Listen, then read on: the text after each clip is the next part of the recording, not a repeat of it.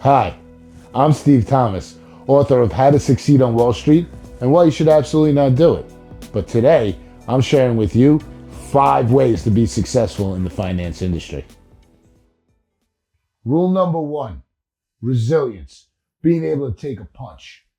I learned early on in my life and then further on in my Wall Street career that getting punched in the face, figuratively or physically, and getting back up was the way to succeed.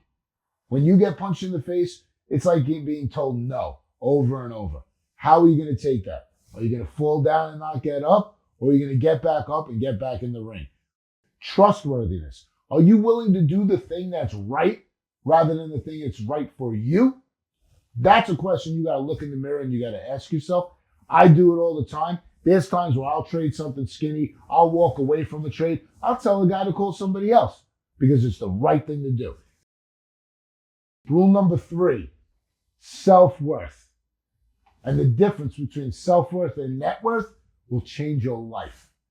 A lot of people in finance are going to tell you that net worth is how you determine success. Wrong. Self-worth is how you determine success. If you're doing this job and you're following the rest of the rules, the money's going to find you. That's the net worth. But as I found out when I was out of a job and my net worth went south down to the ground, my self-worth went up north.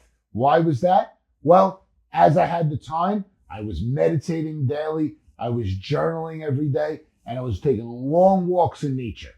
Those 3 things really helped me get my self-worth centered. I started to figure out who I was and what I stood for, and my happiness went through the roof. Rule number 4, adaptability. Be comfortable being uncomfortable. For me, I've been uncomfortable my entire career.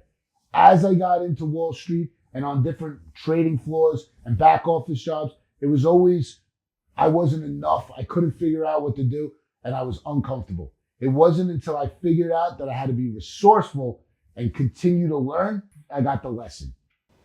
Rule number 5, relationships. I often say in my book, business isn't hard. People make business difficult. And that's the truth. And you know what? It doesn't have to be. And it starts with relationships. And the way I spell that, R-E-A-L. Relationships. That's the way I write it down for clients. That's the way I write it down in my books. And that's the way I live it.